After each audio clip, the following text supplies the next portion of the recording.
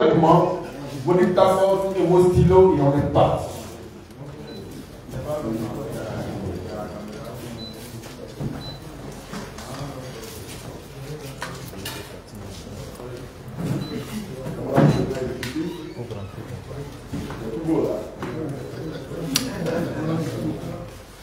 Il est très venu, camarade du président du CFP, camarade Gabi, membre du CFP, notre santé.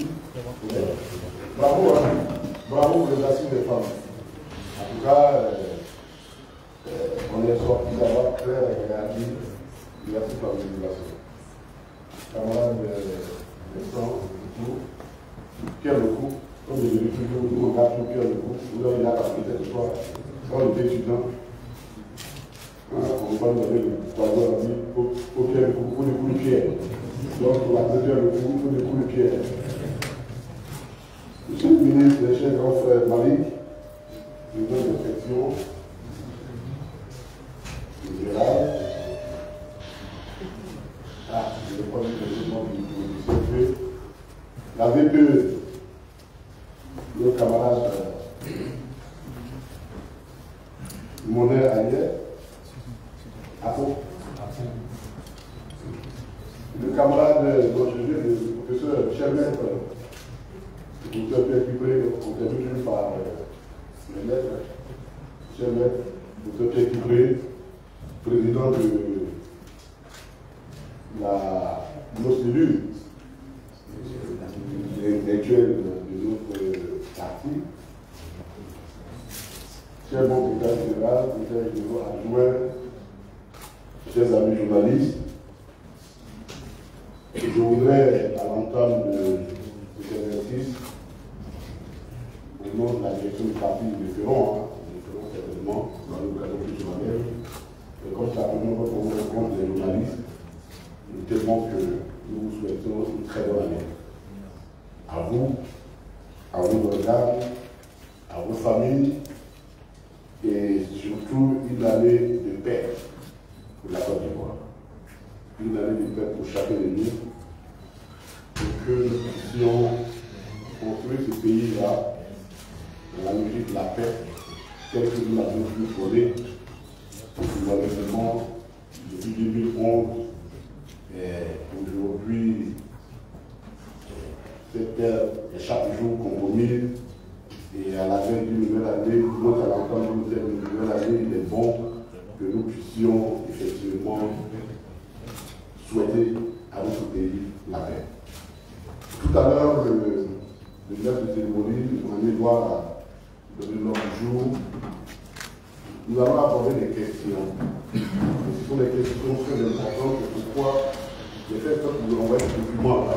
Parce que tout ce dont nous avons parlé, les pièces justificatives sont considérées. Il est bon que nous parlions avec des preuves. Que nous parlions avec des preuves, et il y a ici toutes les pièces justificatives.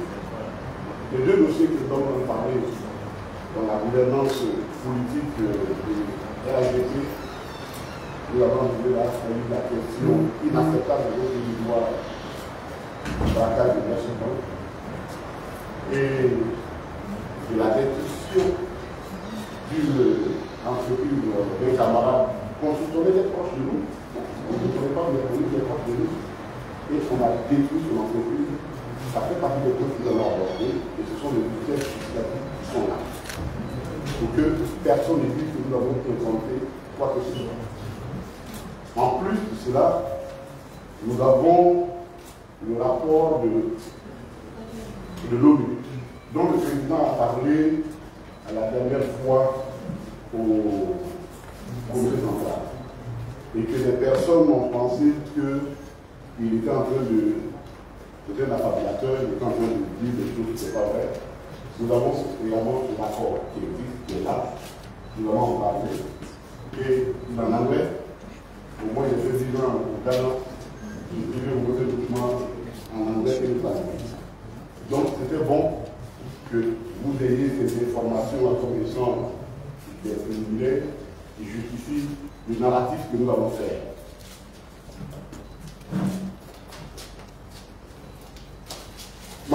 Avant d'aborder donc l'ordre du jour, nous voulons donner une information. C'est que hier, mon excellence le président Laurent Gbagbo a mis en place un comité de tournée, des tournées qui vont entreprendre à Abidjan. On appelait le comité de tournée COCO. Vous savez, le COCO chez nous, c'est ce que ça veut dire. Lorsque nous tombons séduits par une jeune fille, avant d'aller plus loin dans le mariage, nous allions faire du coco. Le coco. En fait, 3 fois. Nous, chez nous, c'est 2 fois. 3 fois, je peux bien forcer. Du coco. Et le président a décidé d'aller faire un coco de population d'Abidjan. C'est très symbolique. La preuve qu'il aime la Côte d'Ivoire. Il veut partir encore d'une belle Chantaille avec la Côte d'Ivoire, avec son peuple. Il veut une nouvelle liaison intime avec son peuple. Et pour respecter la tradition, il va le faire afin que les gens acceptent de lui donner leur cœur, afin qu'ils puissent, comme il avait promis, leur redonner le pouvoir lorsqu'il aura conquis le pouvoir en la grâce des peuples ivoiriens. Et ce comité est dirigé par le directeur du cabinet, l'ambassadeur Emmanuel Aka. Il était bon coordonnateur de l'information. On vous dit que le président Laurent Gbagbo va entreprendre une journée à Abidjan et dans les environs les plus proches qu'on appelle la ceinture d'Abidjan.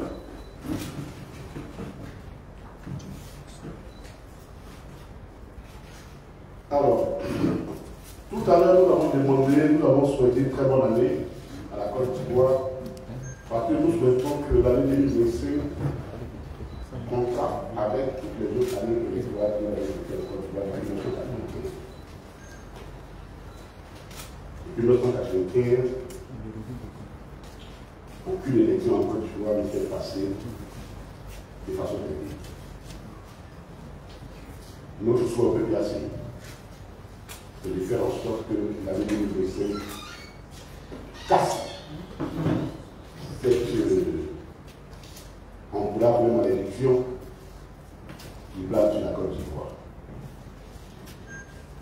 Nous voulons être les leaders de l'Afrique de l'Ouest. C'est une ambition légitime. Et il faut que cette ambition, ou du moins ce leadership, soit entier. Il ne faut pas le voir seulement en termes économiques, en termes de population, en termes d'infrastructure. Il faut l'analyser dans son ensemble. Or, sur ce point, en ce qui concerne l'aspect démocratique, le Ghana et le Sénégal nous dépendent très loin. Il faut qu'en 2025, on les rattrape par une élection paisible, inclusive et qui écarte l'arbitraire. Et cela suppose que toutes les parties prenantes, notamment l'appareil judiciaire, puissent jouer son rôle, le rôle de l'arbitre neutre et non le rôle de l'arbitre partisan, comme c'était le cas au Sénégal. Tout à l'heure, dans le rapport de l'ONU, nous avons revenu là-dessus. Ça, c'était le premier vœu de la Côte d'Ivoire. Et pour cela, il y a des questions qui sont pour le PPA-CI non négociables. Elles sont non négociables. Il s'agit de la question de la candidature de notre candidat que nous avons souverainement choisi. Et cette question, le gouvernement ne peut pas continuer de jouer avec, d'essayer de la contourner, être au centre du débat politique aujourd'hui. Et c'est une question hautement conflictuelle. Il ne faut pas faire de les mots, elle est hautement conflictuelle pour la Côte d'Ivoire. Et donc, si nous voulons effectivement que les vœux que nous formulons pour 2025 prospèrent et que ce soit des vrais vœux, il faut que tout ce qui est conflictuel soit élagué. Et cette question-là est hautement conflictuelle. On va l'élaguer, on va doit absolument l'élaguer avant la fin de ce délai pour que les citoyens respirent profondément et commencent à regarder avec beaucoup d'expérience. On peut faire des efforts à Côte d'Ivoire, nous sommes capables de monter par nos difficultés et les Ivoiriens sont en train de nous donner une leçon. Nous y croyons et nous travaillons à ça et nous allons travailler sans cesse. C'est pourquoi nous avons tout à l'heure salué le travail, la mobilisation des femmes, la dernière fois à Pêche-Libre. C'est à dessein que nous avons commencé par là, parce que cette mobilisation donne clairement la température de la Côte d'Ivoire sur la question de la candidature du président de l'Angola. Des femmes se sont mobilisées de tous les points de la Côte d'Ivoire. Même il y en a qui ont dormi au palais de la culture. Personne ne peut mettre en cause la mobilisation qui a été faite. On ne peut pas dire qu'on peut ignorer une telle mobilisation. Cette mobilisation témoigne de ce que c'est une question d'intérêt national. Et un gouvernement respectueux, responsable de trancher les questions d'intérêt national. Surtout quand ces questions sont de nature à perturber la paix sociale. C'est en cela où peut-être que c'est le gouvernement ivoirien ceux qui ne s'inquiètent pas. Mais l'ONU s'inquiète. L'ONU s'inquiète. Et c'est pour ça que, à deux rapports, l'un en juillet, le 1er juillet 2024, et le second, le 2 décembre 2024, l'ONU s'inquiète de la situation de la Côte d'Ivoire. Et pour ne pas paraphraser, pour ne pas paraphraser, nous allons dire exactement ce que l'ONU a écrit.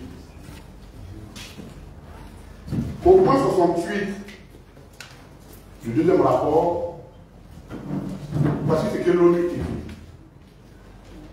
Pendant que la région ouest africaine et le Sahel font face à des défis complexes, marqués par l'insécurité dans une bonne partie du Sahel, l'insuffisance du progrès dans un développement soutenu et des réveils démocratiques, couplés avec un manque de progrès sur le retour à l'ordre constitutionnel dans les pays qui sont sous une transition politique, l'ONU reste encouragée par le renforcement continu de la gouvernance démocratique dans certains pays, notamment au Sénégal, où le rôle du Conseil constitutionnel dans la résolution de la tension préélectorale a démontré le rôle critique de la loi basée sur des institutions responsables et participatives.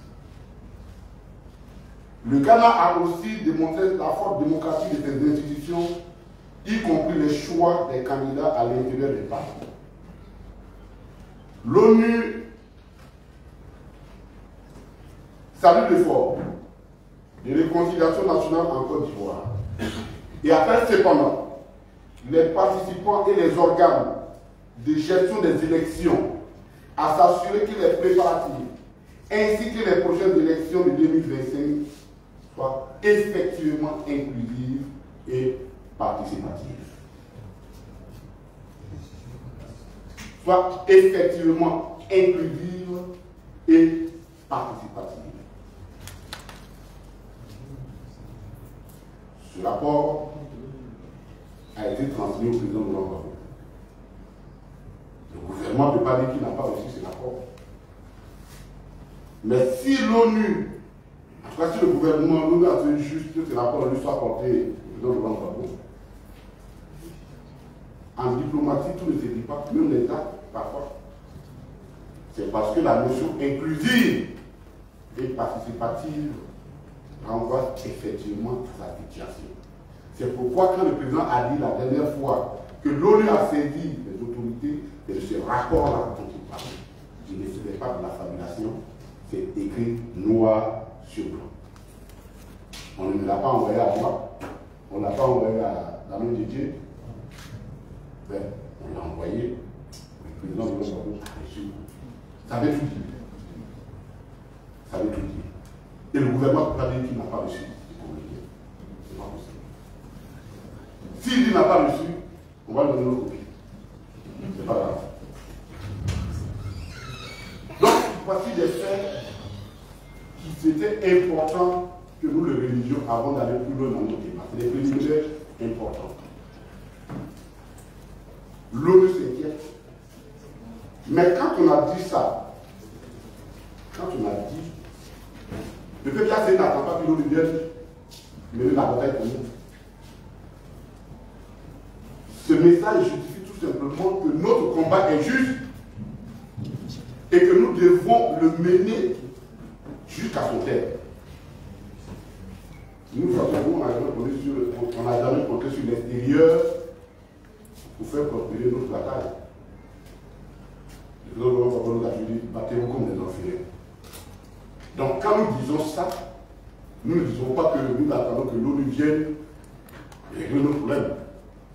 L'ONU a attiré l'attention du gouvernement et donc nous justifie. Donc, encore une base plus forte à la justesse de notre combat. Et ça doit dédoubler nos efforts et nos combats. C'est notre combat. Ce n'est pas le combat de l'ONU.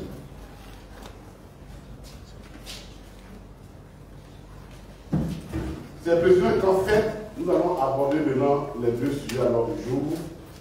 Mais nous allons les inverser en commençant par la violation des droits de l'homme, les intimidations et les conditions de détention des militants du PPAC.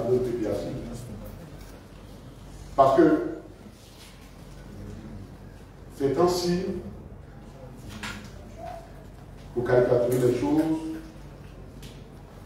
je crois que le secrétariat général, notre secrétariat s'est déplacé au tribunal. Après chaque mercredi, nous sommes convoqués à un secrétariat général au tribunal. Puis c'est là-bas qui siège aujourd'hui les membres étudiants de notre parti, certains membres étudiants de notre parti. La dernière fois, c'était hier. Le père, le secrétaire général, moi-même, tous les quatre, on était là-bas. Parce qu'il y avait des quatre qui étaient associés. C'est ce que j'appelle le secrétariat général. C'est une maison de notre parti. On va revenir là-dessus.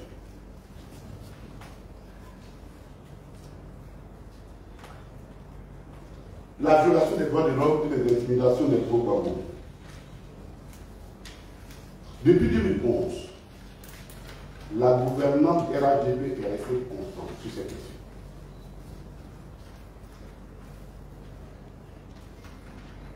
Elle est marquée par la violence comme mode de règlement des contradictions, par la restriction des libertés, par la promotion du communautarisme au détriment de la nation et de la République. Je répète ça, la promotion du communautarisme au détriment de la nation et de la République, et la corruption endémique et généralisée. Nous allons aborder ce point. Et en les abordant, nous allons les illustrer avec des faits.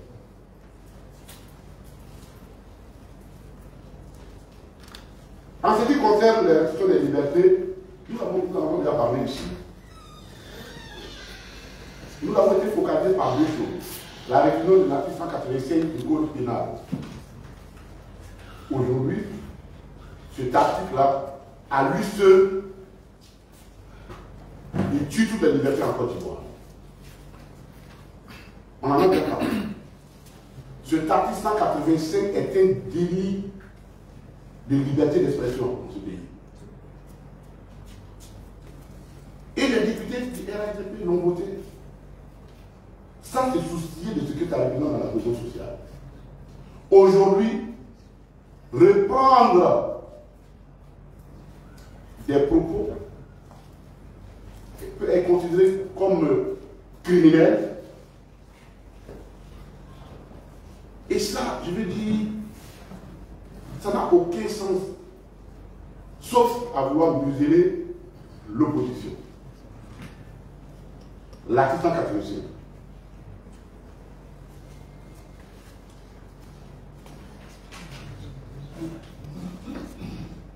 Voici ce que dit cet article. Quiconque par geste, propos, cri ou menace, affiche ou tout autre moyen sonore ou visuel, soit dans un lieu public ou ouvert au public, soit par un moyen permanent de contact visuel ou, comment on appelle, auditif du public, fait l'apologie des crimes. C'est-à-dire que dire que, par exemple, on n'est pas d'accord avec la condamnation du président Laurent Gbagbo, lui dit qu'il fait l'apologie du crime. Vous êtes dans ça, dans ce pays. La Constitution ivoirienne pourtant prescrit la liberté d'expression. La Déclaration universelle des droits de l'homme de 1948 protège même, il n'est pas, elle les protège.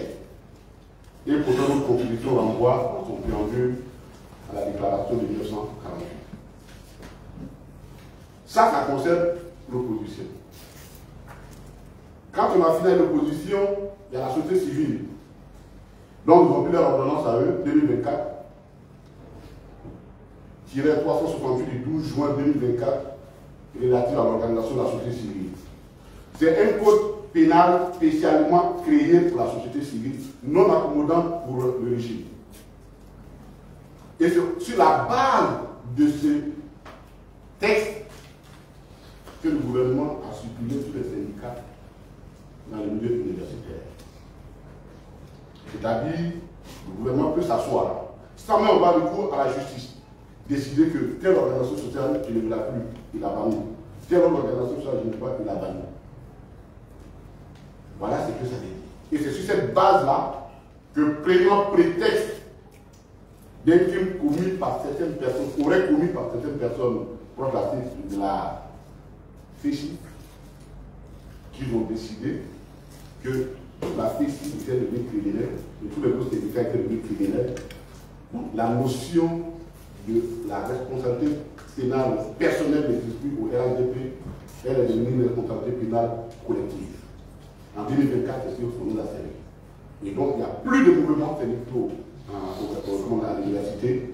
Il n'y a que la police de la gendarmerie qui est placée à l'université et qui régit. Si vous pensez que nous montons faire un tour là-bas, vous verrez, qui régit les règles à l'université.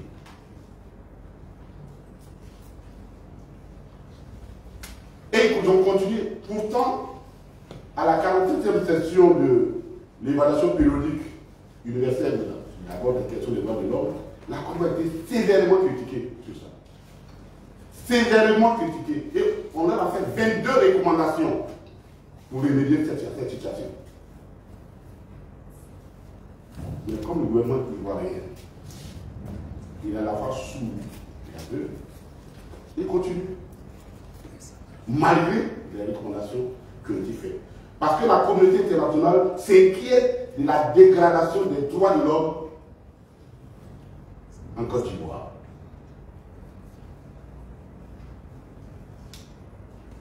La violence comme l'unique moyen de gestion des contradictions politiques. Ça, c'est consubstantiel au RHDP. La façon dont ils sont arrivés au pouvoir, la façon dont ils gèrent le pouvoir. Donc, c'est consubstantiel. C'est de même nature. C'est dans la nature. Et nous sommes les premières victimes de PPAC. Et pour l'année 2024, le RHDP a battu son propre corps lui-même dans la halle contre nous. On va citer quelques éléments. Le 5 octobre 2024, notre camarade de Félibert a été enlevé, achevé à la maison. Il est en détention provisoire, accompagné de son fils, le groupement familial. De son fils, lui qui a été condamné à 6 mois de prison ferme. Le 19 décembre, nuitamment, au cours de notre jeune frère activiste, ça, c'était l'activiste, Gala Koulibi, d'être enlevés, notamment, toujours par les personnes encadrées.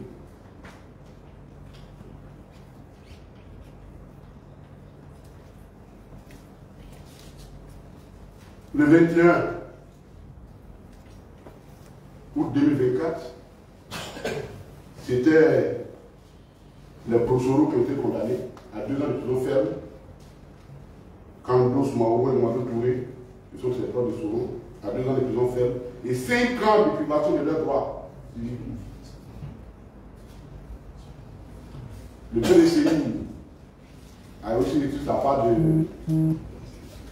de griffe. Henri Dagri, qui est un cas de PDCI, a été ici interpellé. Bon, le PDCI a plus de choses que nous. Lui, on l'a entendu et on l'a mis sous contrôle judiciaire. Il est rentré chez lui à la maison. Mais c'est l'affaire étonnante. Le 5 décembre, c'était le procès de notre camarade, vice-président du CFP, Damana Nadia. Le 4 décembre, avant lui, un jour avant lui, c'était quoi? On a fini par l'appeler l'intendant du tribunal. Il connaît tous les points du tribunal. Il connaît tous les points. On l'appelle l'intendant du tribunal. Il parlait de justice. Et ces procès sont en cours. Le 8 janvier, l'année est finie. Ils n'ont pas changé de compte. Ils ont continué. Et Ponon, le secrétaire général de Président, Ponon, Michel, et puis le drone, Kofi, le drone, ils sont convoqués, ils partent en procès. Bilo Daniel, secrétaire général adjoint, Boli Nessor, Diedo Guy Marius, Ayo Achori Sosten, Zozan Bidlegré, Loudoua Awa Landry, comparaison très bientôt eux aussi, pour les faits qui sont liés à l'arrivée du président de notre pays. Quoi? C'est depuis 2020, c'est-à-dire la famille a fait 3e mandat conflictuel. C'est pourquoi on juge. Ceux que j'ai cités là, ceux-là, c'est par rapport à l'arrivée du nouveau le 17 juin 2021. Qu'on les convoque maintenant, ceux que j'ai cités.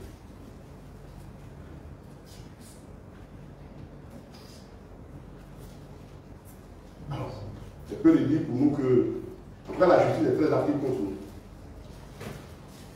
Et je voulais dire ceci, j'aime bien cette expression, l'homonymie des acronymes de la maison PPA, de la maison d'arrêt et notre nom. Cette homonymie est en train de devenir des synonymes. Donc on n'est plus des homos homonymes, homonymes vous avez le même nom. Mais là c'est synonyme, c'est vrai que PPA c'est la même chose. Parce qu'il n'y a aucune raison. Et j'ai demandé à une amie, moi je sais pas, est-ce que ce n'est pas gênant que quand vous êtes dans la foule, toutes les affaires que vous appelez là, ça concerne un seul et même parti politique. Il a dit frère, nous notre whisky et qu'on va oublier.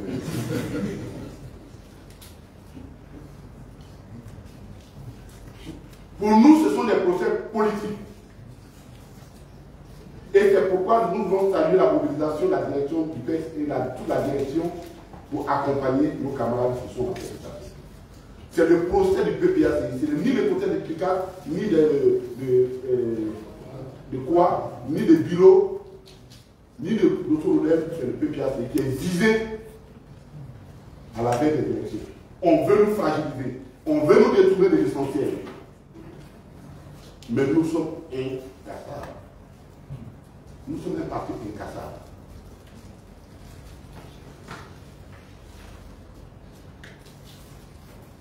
Je ne parle même pas de la société civile.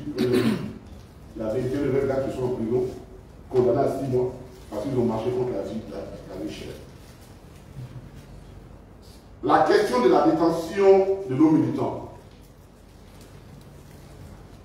Dans la tournée qu'a effectué l'époux du président Laurent Gbagbo pour remercier sur demande de son époux, pour remercier la population, les femmes surtout et les jeunes, qui sont restés constants et qui ont prié, qui sont restés aller témoigner l'expression de reconnaissance du président.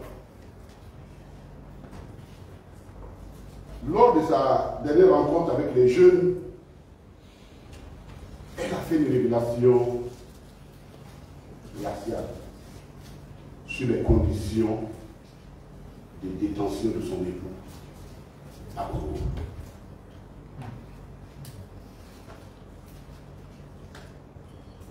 Le caractère inhumain de ces conditions de détention ont laissé des séquelles au président. Et les gens utilisent ça pour se moquer de nous. Et cette révélation glaciale des conditions de détention du président Laurent Gbagbo, qui était connue de l'ONU et des hommes français qui l'avaient arrêté, ça il faut le dire. Il ne peut pas me dire qu'il ne savait pas où se trouver, dans quelles conditions se trouvait le président Laurent Gbagbo. Il ne faut pas les prendre comme une simple révélation ou parce que son épouse voulait attirer l'attention ou la pitié sur son homme, son mari. Non. Il faut comprendre cela comme une alerte qui nous interroge, qui nous oblige à nous interroger sur les conditions de détention de nos camarades qui sont en prison. Parce que comme le dit la Bible, s'ils ont pu le faire ouvertement aux voies vertes, mais nous autres, c'est grave. Le passé. C'est pourquoi quand il est venu, instruit de sa propre expérience, il a demandé à aller rendre visite aux prisonniers. Et le gouvernement a refusé.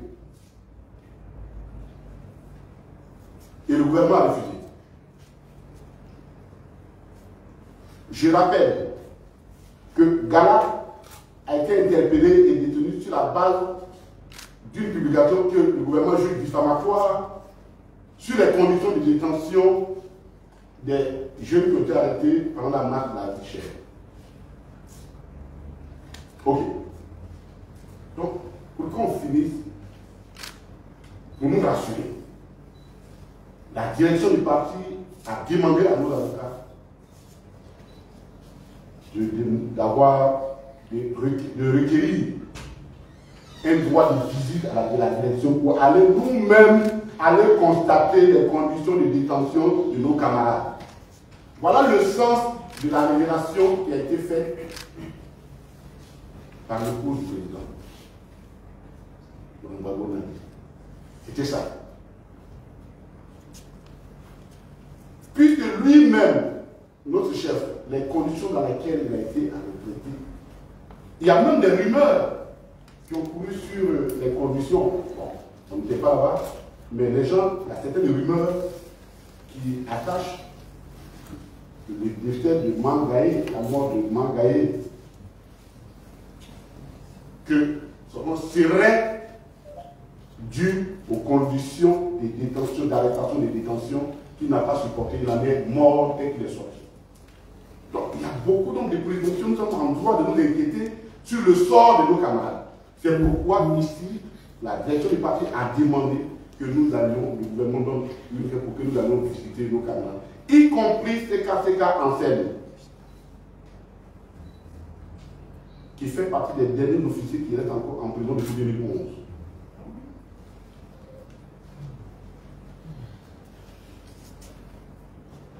Et ça, pour nous, c'est important. Ça, c'était les conditions de détention.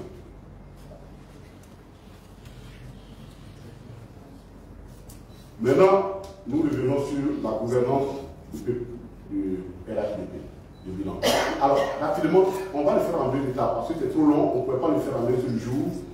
Aujourd'hui, nous allons parler de la gouvernance politique, le bilan de la gouvernance politique. Dans 2 semaines, nous nous retrouvons aussi pour faire la gouvernance économique et sociale. Parce que c'est des questions qui sont très importantes. Parce que nous avons écouté le discours du président. Je vous donne un exemple, le fait de la gouvernance économique. Le président dit on a fait 2 millions de tonnes de riz. C'est ce qu'il a dit dans son discours.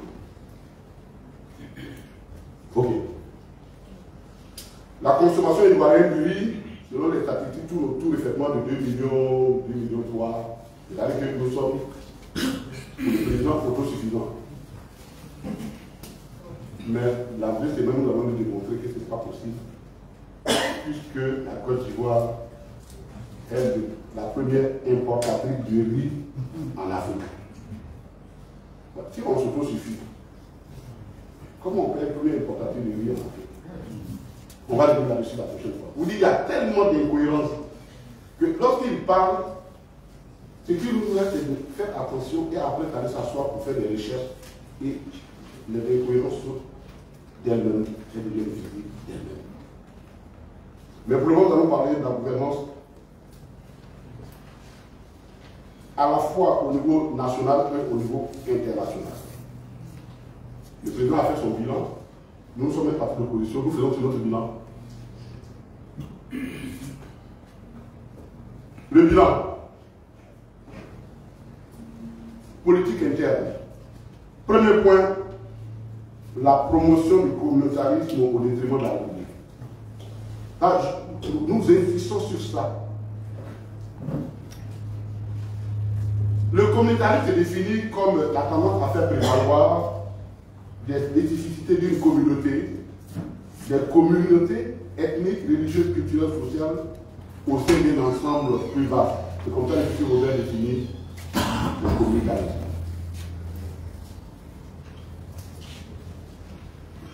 Donc le communautarisme renvoie toujours à un repli identitaire.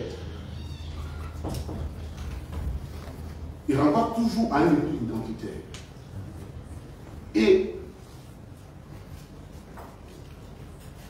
c'est ce que vous avez remarqué, c'est quand en Europe, la hantise est forte. La hantise contre le communautarisme est très forte parce qu'ils se souviennent exactement de ce que cela a valu dans l'histoire au siècle dernier. Les 2 dernières guerres mondiales ne sont que les fruits du communautarisme, d'une forme de communautarisme.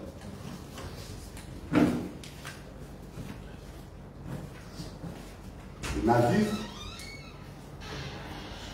l'hitlérien et le fascisme mussolinien sont des variantes du communautarisme. C'est pourquoi les gens prennent beaucoup de mesures. Pas plus tard que 2 ou 3 mois, la France a pris une loi qu'ils appellent la loi contre les séparatistes. En fait, qui est ce que nous on appelle le communautarisme, ils appellent les séparatistes. C'est-à-dire, et ils ont raison. Parce que dès que vous vivez en communautarisme, vous êtes dans une logique de séparation par rapport aux autres.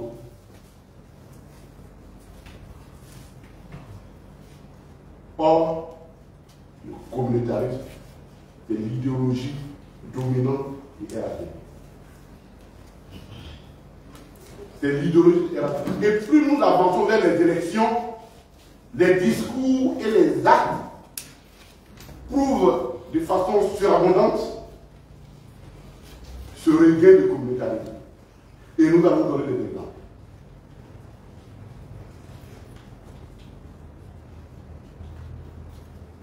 Ici, ce communautarisme fait appel à une sorte de fraternité régionale ou religieuse. Ça, c'est le communautarisme version RADP. En gros, les faits, rien que les faits. Le 12 novembre 2021, Gilbert Koné Kassama, qui était le directoire du RADP, il a lancé à Congo l'Union des cadres du Grand Nord. Pour eux, ce n'est pas gênant.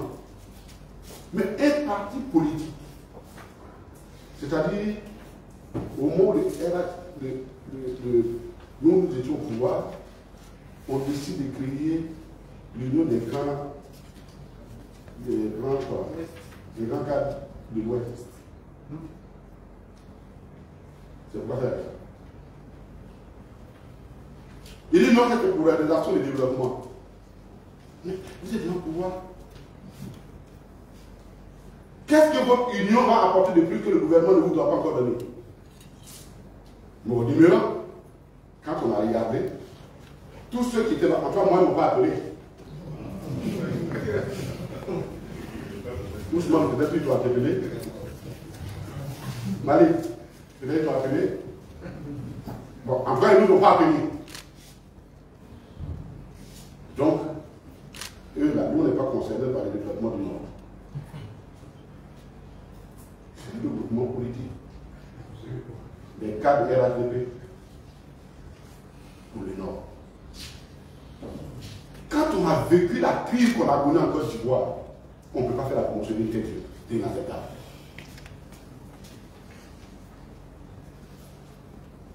Tout près de nous, le 20 décembre 2024, c'est le président de l'Assemblée nationale de Côte d'Ivoire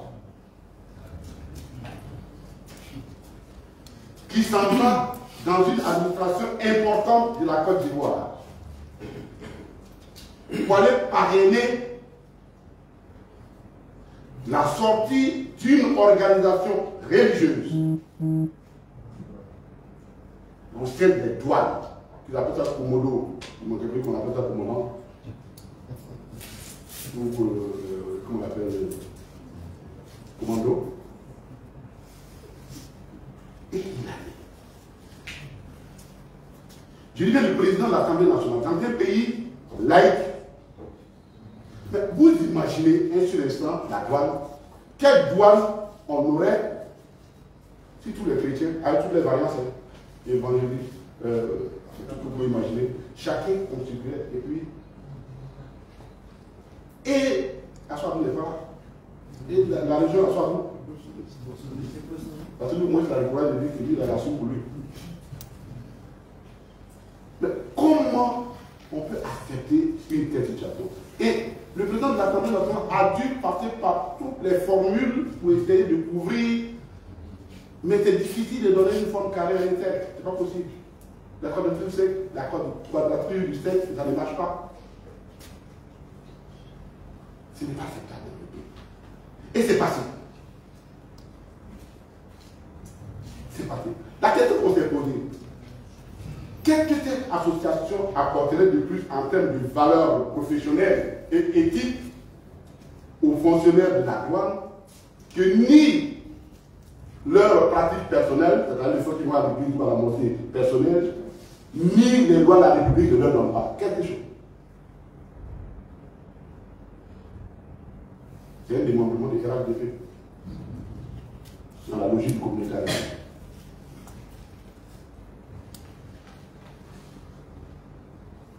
Le 20 septembre, là c'est la totale.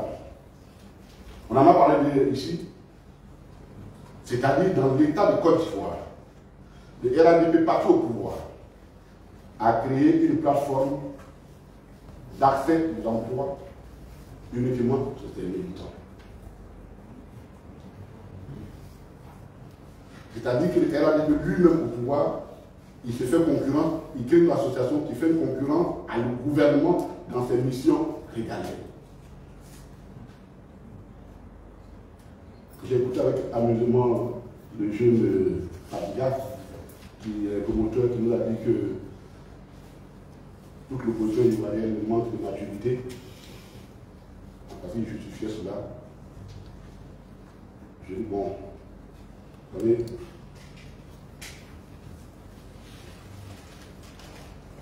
quand on est candide, la difficulté pour le candidat, c'est d'ignorer être candide et de juger les autres avec autant de facilité et de légèreté. C'est là inacceptable dans un pays. Ce n'est pas possible que le parti qui gouverne et qui est censé chercher, il y a un ministère même créé pour ça, on crée une structure parallèle pour faire la concurrence à ce ministère. C'est le communautarisme, pur et simple. Mais le communautarisme, c'est l'idéologie du RATP. L'idéologie telle que définie par Bechler dans son livre. C'est vraiment, je recommande de le lire parce que par contre, c'est comme qu'est-ce que l'idéologie? L'idéologie, c'est un discours lié à l'action politique. C'est-à-dire, ce qui se font, ce qui se fait. Ils ont théorisé ça par la charte du Nord en 1991. Ils ont envoyé un essai en 1995 avec la fameuse phrase « Je ne peux pas être candidat parce que je suis musulman du Nord ». Ça, c'était l'essai. au laboratoire. Dans la théorie, l'essai au laboratoire, ça a été implémenté à grande échelle en 2002 avec la rébellion et officialisé en 2012, en 2011 avec le principe de rattrapage ethnique. C'est une démarche idéologique. Intellectuellement, c'est une démarche idéologique. Elle n'est pas fortuite, elle est cohérente, elle correspond à une logique et c'est ce qu'on appelle une idéologie. Une telle idéologie ne peut pas prospérer dans un pays laïque. Et ne doit pas prospérer dans un pays laïque.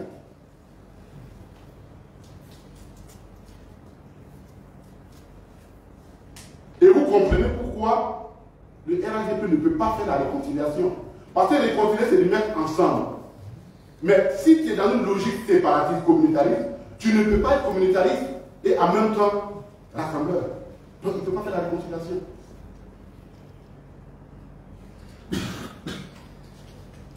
Mais cette idéologie favorise la corruption.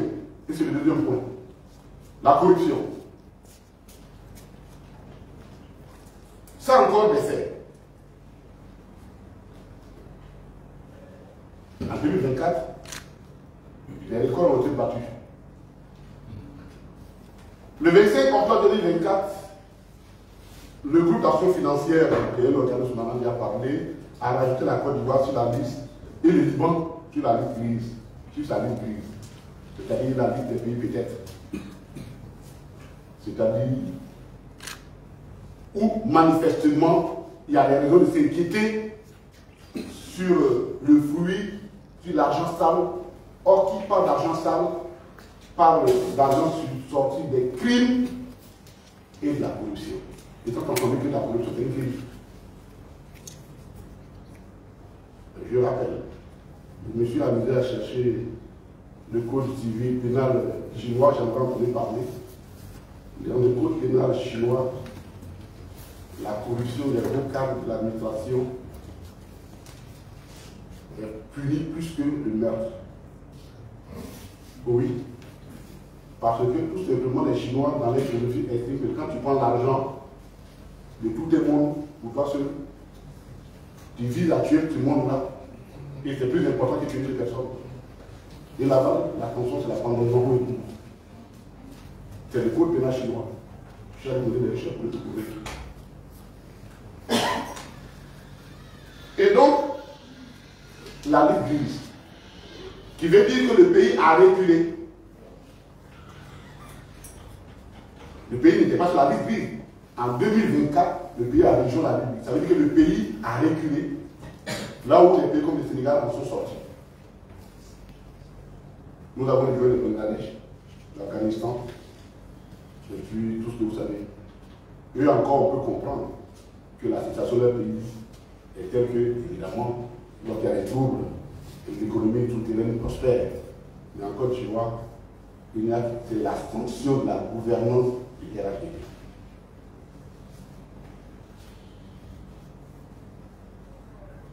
Le 4 janvier 2025, ça commence en 2024, ils n'ont dit ça, c'est pas, je mets ça dans le bilan, ils n'ont fait que juste en 2025.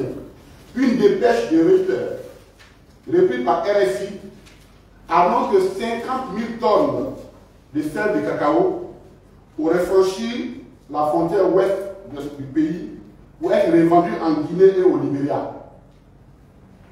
Là-bas, le cacao se paye à 5 000 francs. Et donc, les gens se débrouillent pour chercher à 1800 cash. Ils traversent la frontière avec et ils ont revendu ça à 5 000. 50 000 tonnes. C'est ce qu'on a trouvé. C'est ce qu'on a. 50 000. Non. Là, il y a 50 000 tonnes de sortie de fèves et ça se vend à 5 000 francs le kilogramme. Ne pas faire la confusion. Le tonnage de 50 000 tonnes sont sortis.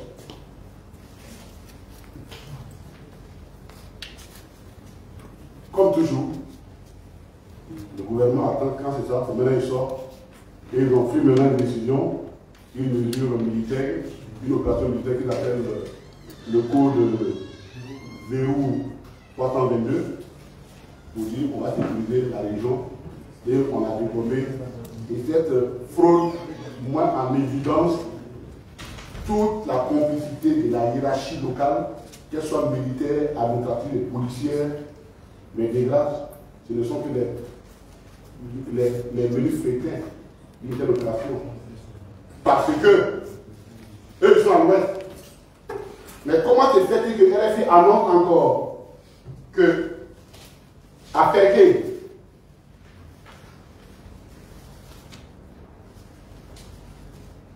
dans la même zone, dans le même courant,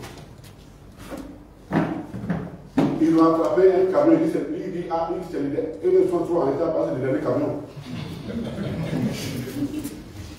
Avec 40 tonnes de fer, de cacao, en partant pour le Burkina Faso, depuis le port de San Pedro, c'est-à-dire qu'il a fait 700 km. Ils sont affectés. Et certainement, un douanier ou policier qui n'était pas au courant de l'affaire, les a interceptés. Donc vous convenez que ce n'est pas seulement les autorités de l'Ouest qu'il faut dégommer, c'est structurel.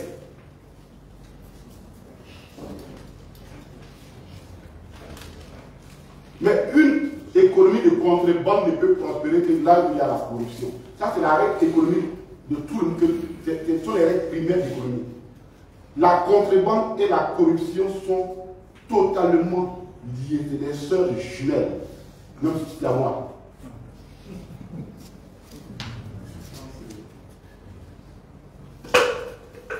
On peut pas demander combien ça coûte les pertes de l'État avec une telle intégration. Autre information. Des informations de plusieurs sources et qui n'ont pas encore été démenties par le gouvernement font état de ce que 11 gendarmes, dont un officier supérieur, seraient en procès en catimini pour le vol de 200 kg de cocaïne, d'un stock saisi et destiné à être détruit. Ça qui circule, le gouvernement n'a pas démenti et on dit que le procès allait à catimini. Si ces informations se confirment, ça veut dire que ce procès en cachette témoigne de l'embarras du gouvernement dans cette situation. Parce que la justice est en public. C'est seulement les sorciers qui font leur truc en cachette. Mais pourquoi c'est embarrassant? Parce que la gendarmerie, parmi tous les corps, en tout cas armés, a pu être présenté comme une certaine dignité, qui a une certaine élite, une corps d'élite, qui agit avec dignité et honneur. C'est ce qu'on reconnaît à la gendarmerie. Mais ça, c'était la gendarmerie avant de la RDP. Et c'est ça qui les embarrasse. 200 kg d'or, de drogue, des milliards et des milliards. Il semble que c'est dans le bataille là, quelqu'un n'était pas content de sa part. Il allait la garantir les autres. Si cela est vrai, le gouvernement donne le jour à la Côte d'Ivoire. C'est quand même grave. Vous savez, j'ai écouté le procès des gens qu'on avait arrêtés dans le cas de la drogue, l'opération de drogue. Et la tête de quand les juristes a dit, mais oula, ils nous fatigués pour rien. Avant qu'un kilogramme de drogue arrive en Côte d'Ivoire, il fallait payer au moins 10 millions. Mais depuis là, on a réduit le coût. Chez nous, on dit c'est ils ont soldé. C'est 5 millions maintenant. C'est plus les RDP là. Donc la Côte d'Ivoire est devenue le passage de la drogue.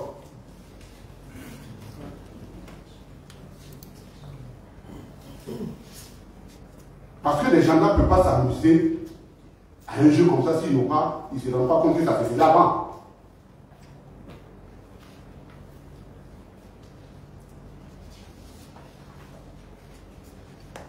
L'autre élément qui sent la corruption et le déni de droit est inacceptable, c'est le bradage, le braquage de Versus Bank. Là, je vous envoie tous les dossiers ici. La presse, vous le montrez.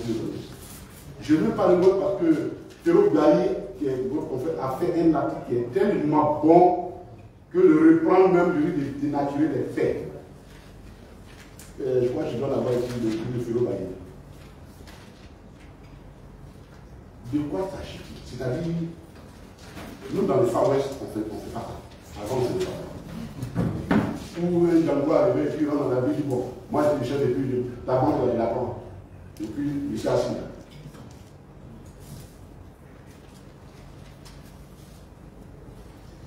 Versus Bank a été créé par 3 personnes. L'idée est venue d'un national ivoirien, Jean-Claude Michi. Celui qui a eu l'idée, c'était un ancien de la Télécobanque. C'est un banquier qui a fait ses preuves dans le milieu de la banque et les gens lui reconnaissent ça. Il lance son idée. Et lorsqu'il lance son idée, le groupe Aiglon de Kanyasi se joint à lui. Et comme dans les moyens, il prend 65% des parts, Jean-Claude Nda à 34-30%, et 5% sont donnés à certains Kone Boubacar. Je sais pas. Aboubacar. Non, c'est pas mon frère. Lui n'en a pas. Il est comme Aboubacar. Malheureusement, comme toujours, les affaires Kanyasi, là, c'est comme ça toujours.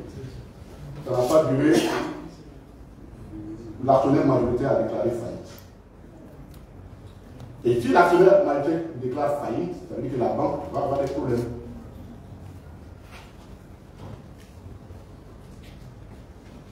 Finalement, dans les combinaisons, notre gouvernement décide de sauver cette banque-là. Et décide de racheter les parts. La banque, pour que la banque vive.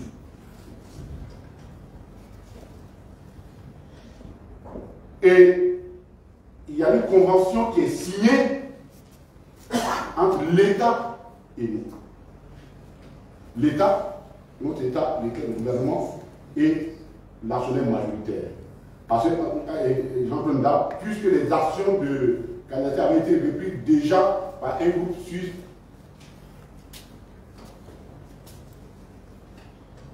et dedans, ils ont arrêté les modalités de paiement des actions. Ça fait 6 000 et quelques actions. On doit payer 900 quelques millions à Nda, mais le gouvernement a négocié avec lui pour payer 535 millions en son temps. Et lui a dit, l'autre contrepartie, on te laisse continuer comme DG de la banque. C'était une décision qu'ils ont donné par vous. Quand il s'est informé, il a su que la banque était dirigée par un Ivoirien. Il a dit qu'il faut l'appeler. Il est celui de sa banque. Parce qu'il y a aussi des mandats bizarres pour la banque.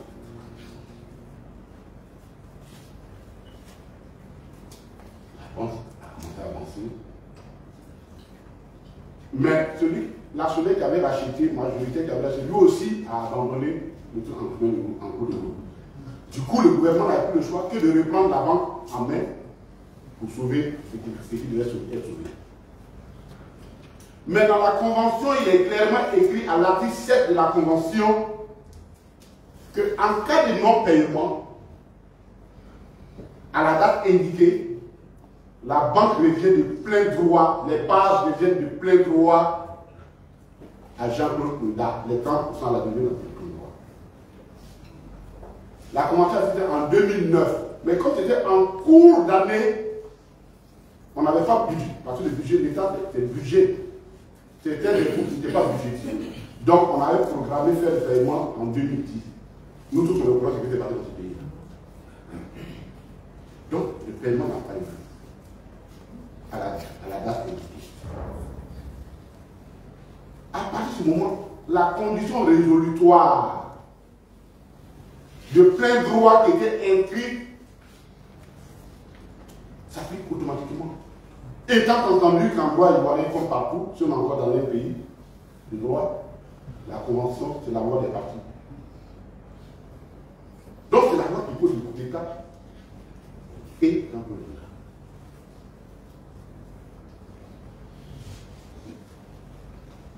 quand Jean-Claude qu'on a chassé, aussi comme nous, parce qu'il faut que vous reconnaîtrez, on va revenir là-dessus, Jean-Claude et on vous expliquera pourquoi cette affaire sans la vendetta, la vengeance, et je vous expliquerai.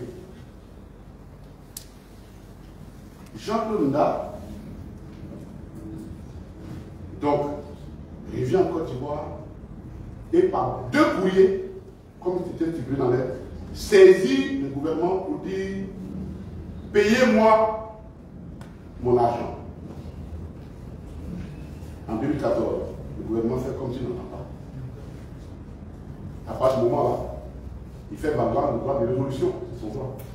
Donc, les 30% lui retiennent. C'est dans ça, le matin, on attend que le gouvernement a confié à la banque Rothschild la privatisation des Versus Bank. Sans que Jean-Claude Nda, qui détient 30%, n'en soit informé. Il monte vers eux, Rothschild, pour dire hey, vous voulez faire un truc, mais je suis propriétaire, je ne suis pas informé. Rothschild a une réputation à défendre. Il dit non, moi je ne lâche pas dedans. Et il était au gouvernement pour dire je ne peux pas continuer cette privatisation tant que la question de contentieux avec les actionnaires ivoiriens n'est pas réglée. Donc on a l'ordre. Rothschild a l'ordre.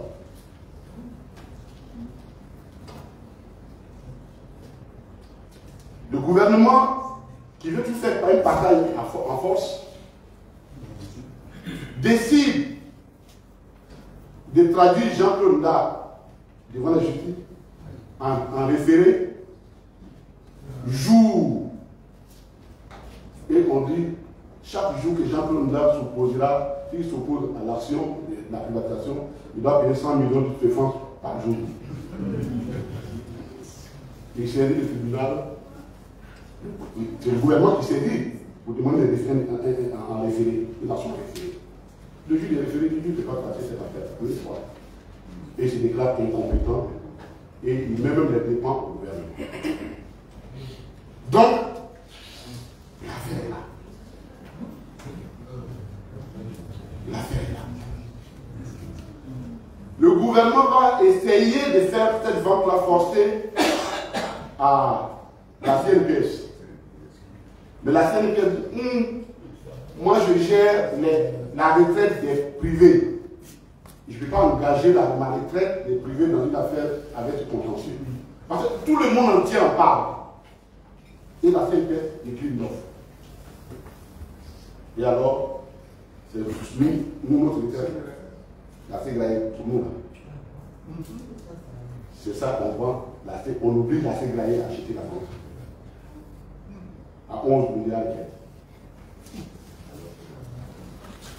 de. Et la CGRAE en pression de cause, sachant que le conflit existe, on n'est pas dessus. Mais cette vente-là est mieux.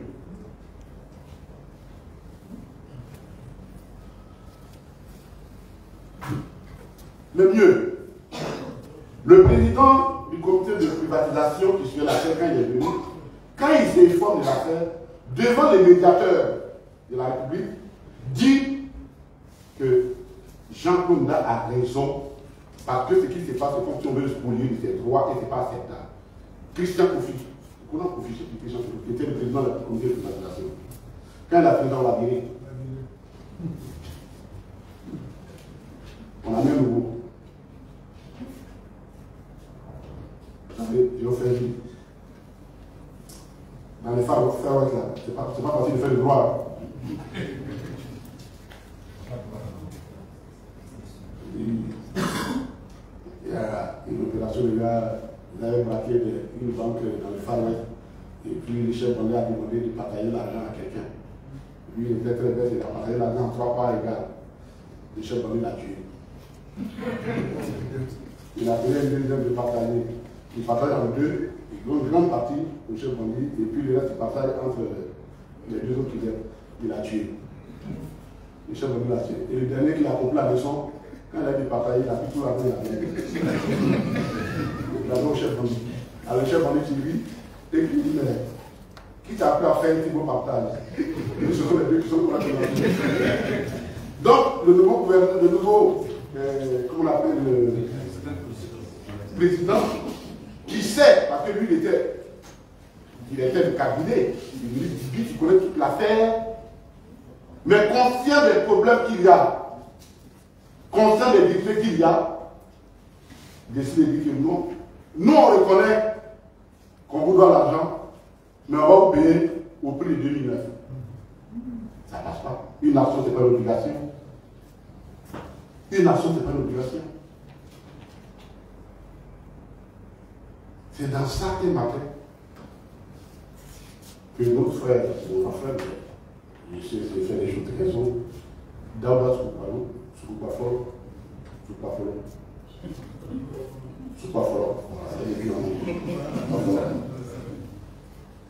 un homme d'affaires prospère à Ville. On apprend qu'il crée une holding le 18 décembre 2004 et le 19 décembre 2004, il achète la banque. Il n'y a pas même pas appel d'offre.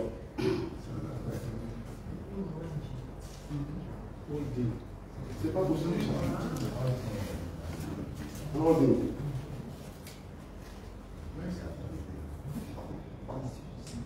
Il achète à 8 milliards 500 millions.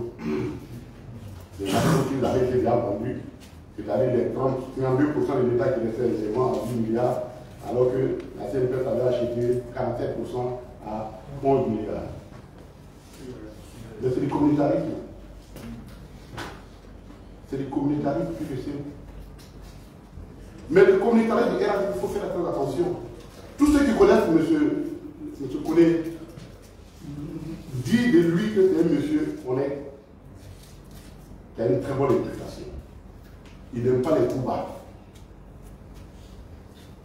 Pourquoi il s'est trouvé dans ça? Ça, c'est le côté révèle du communautarisme. Parce que voilà comment le communautarisme version RADP fonctionne. Leur idéologie, c'est quoi? Écoutez, vous les gens de telle catégorie, au nord et autres, faites attention, hein. Si on perd le pouvoir, vous êtes mort. Donc, on essaie ça sous forme de chiffon qu'on fait tourner au visage des gens. Et pour mieux les tenir, on leur donne le pouvoir financier et autres. Finalement, il finit par se convaincre que malgré tout, il faut que nous acceptions de régresser dans cette logique. Ça, c'est le côté pervers du communautarisme. Version RADP. C'est rien d'autre qu'une forme de communautarisme. Nous avons essayé d'appeler M. Soupafolo pour lui dire, savoir si il était informé. La clause, on n'a pas encore eu, je n'ai pas eu, mais on va continuer de lui parler. Parce que M. Jean-Claude que nous avons touché, il dit, je n'ai rien contre Soupafolo, c'est l'Ivoirien qui fait ses affaires, mais il faut bien qu'on s'entende. Il faut bien qu'on trouve une solution. Je ne peux pas accepter que mes parents soient détenus de cette façon. Donc nous, là, si le RADP est incapable de créer les conditions d'affaires parce que nous ruinons par la corruption, il faut que nous, le PPA, nous encourageons les deux hommes d'affaires à se rencontrer pour les laisser parce que les gens peuvent pas préparer dans cette situation-là. Ça, c'est l'histoire des choses. Le deuxième fait rapide, c'est Bamba Daouda, Bamba Amadou. Ça, j'ai commencé cette affaire. Bamba Amadou, non, Bamba. KM Distribution. KM Distribution. C'est un jeune homme d'affaires. Parce qu'on le soupçonne d'être proche de nous, parce que le communautarisme, il fonctionne aussi comme ça. Quand tu n'es pas. Si tu es censé être avec eux et que tu n'es pas avec eux, ils sont invités avec nous. Hein. Avec nous, ça nous doit avec nous. Hein. Parce que le communautarisme fonctionne de cette façon-là.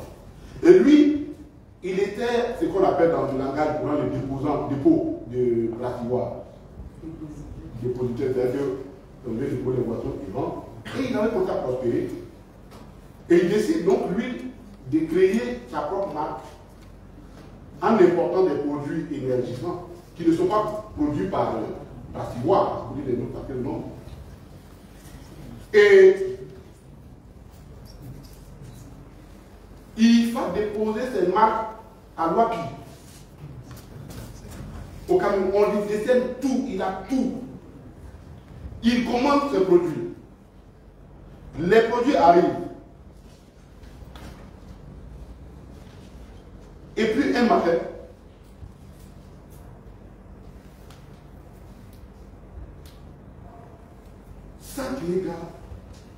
une unité qu'on appelle une unité du ministère du commerce arrive et ramasse vraiment sans mandat, rien du tout, tous les produits du jeune homme, en fait de la jeune entreprise, ici, aussi bien dans son dépôt que dans les points de vente où vous avez exposé.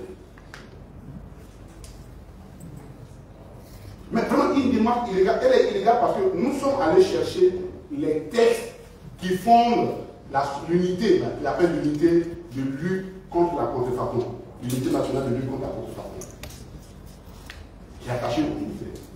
On a lu tous les textes, le décret qui crée la loi, qui crée le décret, qui crée tout ça. Mais aucune disposition ne donne pouvoir à cette cellule-là de prendre, d'opérer tel qu'elle a été faite.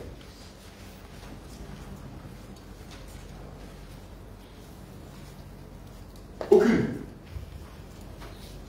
Mais le pauvre est passé par tous les chemins pour qu'on lui reconnaisse ses droits. Il n'a pas eu de recours. Parce que le pauvre soupçonne tout simplement d'être proche de lui. Tout simplement, nous pouvons être proche de lui. Tout comme d'ailleurs, Amechi Nda est en train de payer son rôle déterminant qu'il a joué pendant la crise des banques. Parce qu'au moment où les RADP essaient d'étouffer le peuple ivoirien, Jean-Claude Nda était de ceux qui avaient maintenu non seulement sa banque ouverte, mais lorsqu'on a nationalisé les banques, c'est à lui qu'a été confiée la gestion de la BCC. Voilà le problème de Jean-Claude Nda. La vendetta. La vengeance. On ne gouverne pas un pays avec la vengeance. Une crise qui a daté, nous sommes en 2027, c'est-à-dire 15 ans après.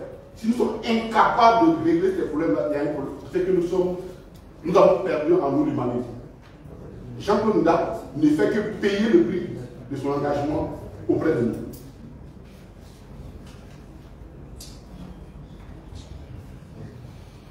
Et c'est la même chose. Et l'entreprise de Bamba a été fermée. 400 personnes ont été mises au chômage. Et le pauvre, il fait tout le tour du monde pour chercher une solution. Il est même allé jusqu'à la présidence. On a tous ses courriers, ses rencontres qu'il a eues. Impossible de régler son problème. L'entreprise est fermée. Il y a même une chaîne de télévision qui a fait un reportage sur ce cas. Donc voici ce qu'on appelle quelques éléments du bilan de la gouvernance du Ouattara, du RHDP en 2024. Ça, c'est la politique intérieure. Et nous allons terminer par la politique extérieure. Et la politique extérieure, c'est que au sommet des chefs d'État et de gouvernement de la CEDEAO, tenu le 15 décembre 2024 à Abuja, la CEDEAO a pris acte de la sortie définitive des pays de l'AES. Là, ils ne sont plus. Tout le monde a pris acte que c'est fini. C'est le plus grand échec diplomatique de l'AES depuis sa création de la CEDEAO depuis sa création en 1975.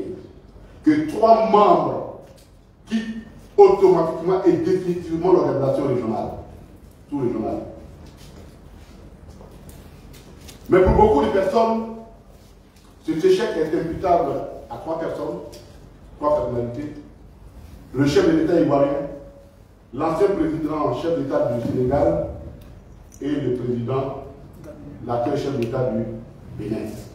Voici les 3 personnes. En tout cas, que les gens présentent, quand vous les écoutez parler, comme tous les plus responsables de cet échec. Mais encore beaucoup plus pour le chef d'État ivoirien, parce que étant le plus ancien en termes d'âge il a la réputation de la sagesse, c'est comme ça en Afrique, qui n'est pas été capable de jouer à la fois sur cette sagesse, mais encore du bénéfice des sympathies dont il bénéficie, qu'il avait de la part de ces pays qui l'ont aidé, qui ont supporté, qui l'ont conduit, qui ont porté son combat. Les gens trouvent que c'était quand même, il n'a pas été à la hauteur des espérances qu'on avait placées en lui. Le fossé s'est agrandi. Et nous sommes arrivés à la séparation.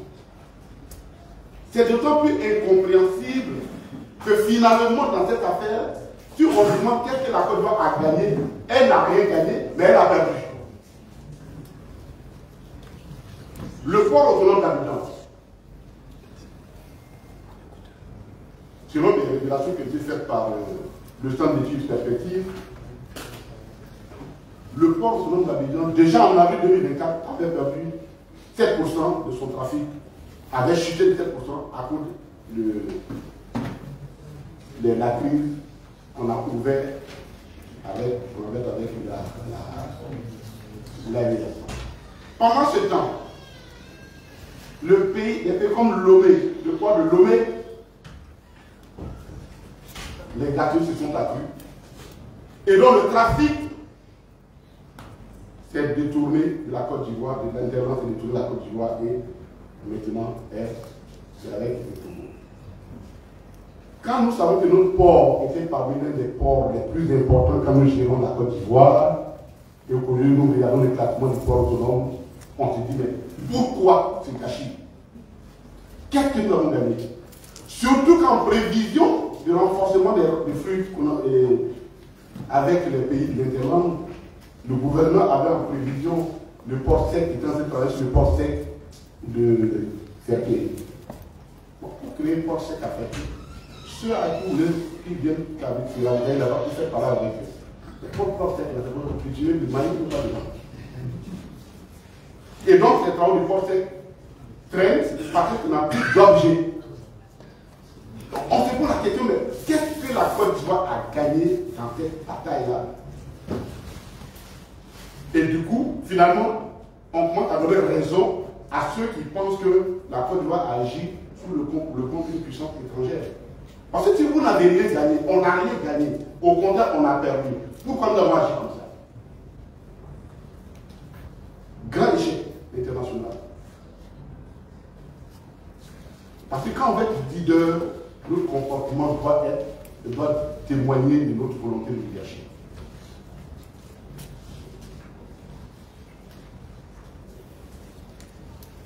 C'est compliqué là. Ça, c'est la question de la vie. On va terminer ces derniers points sur l'histoire du 43e du mois. Le 43e du mois. Dans son discours de fin d'année, le chef de l'État a annoncé que la base militaire de 43e du mois a été rétrocédée à la Côte d'Ivoire à la suite des accords conclus avec les autorités françaises. Cette annonce, dans un autre contexte, aurait été sans objet, n'aurait pas entraîné beaucoup de confusion.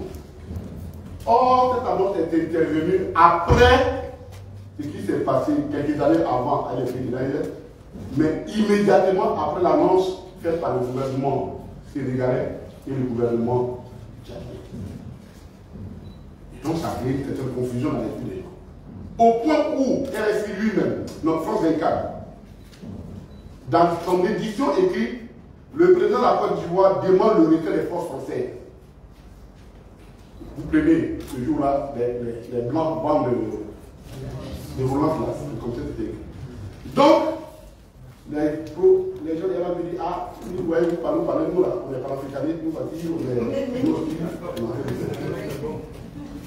Donc, il veut se donner l'étoffe des héros panafricanistes.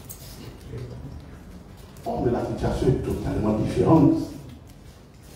Et on va vous expliquer pourquoi elle est différente.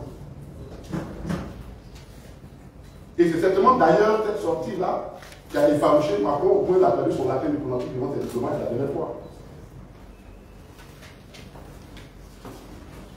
Il faut que vous sachiez que depuis les déconvenus de l'armée française dans l'AES, la politique française de la présence militaire, enfin leur présence militaire en Afrique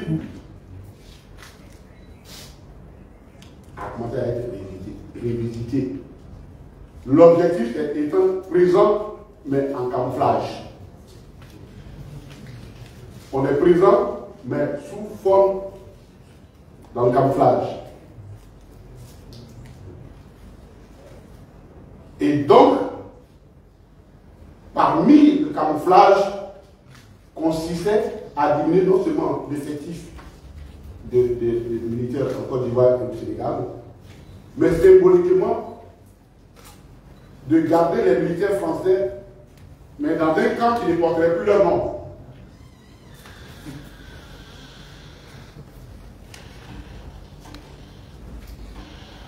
Et c'est ce qui s'est passé. C'est d'autant plus vrai que, fort du soutien que leur a apporté l'armée française pour la conquête du pouvoir en 2011, l'État de Côte d'Ivoire et le gouvernement français ont signé un traité qui renforçait celui de 1961 en 2014, 2012. C'est quand nous avons chaté le traité interféré. Le traité a été signé le 26 janvier 2012. Il a été ratifié en France par le décret 2014-1764 du 31 décembre 2014. Le 21 décembre 2019, c'est-à-dire avant-hier, un protocole additionnel relatif aux installations mises à la disposition des forces françaises stationnées ou en transit sur le territoire de la République de Côte d'Ivoire a été signé avec les deux pays. Ce protocole a été ratifié le 29 janvier 2021, hier.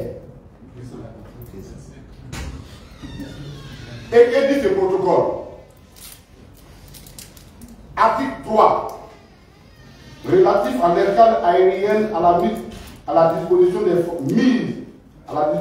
des forces françaises, les escales aériennes à l'aéroport Félix Houphouët. Et on a bien indiqué ici, que je le cite intégralement, afin de permettre de mettre en œuvre l'organisation d'escale aérienne prévue au point C du point 1 de l'article 4 du traité, c'est le traité dont je parle là, la partie ivoirienne met gracieusement à la disposition exclusive des forces françaises une parcelle pour l'implantation de l'escale aérienne pour une durée de 50 ans.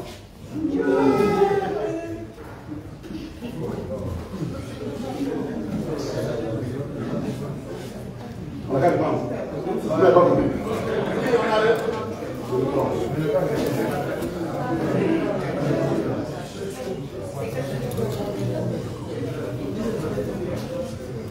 Le décret de ratification signé en France le 29 janvier 2021, je dis bien hier, 25.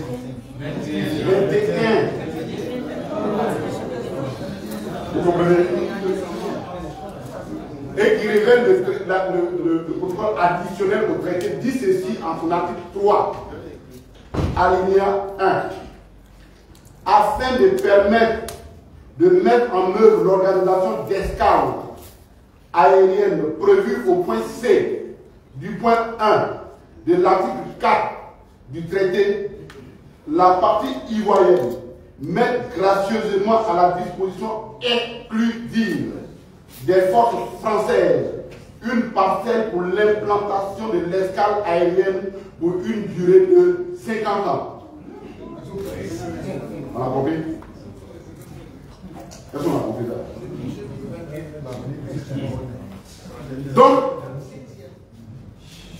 en 1921, donc hier, la France, en 2021, 2021, la France et la Côte d'Ivoire ont renforcé la présence militaire française en Côte d'Ivoire. à ce jour, ce traité n'a jamais été exécuté. Donc, dire que les forces françaises quittent la Côte d'Ivoire, c'est une contre-vérité. Parce qu'on va être commis, c'est une contre-vérité. C'est une omission grave. C'est une omission grave.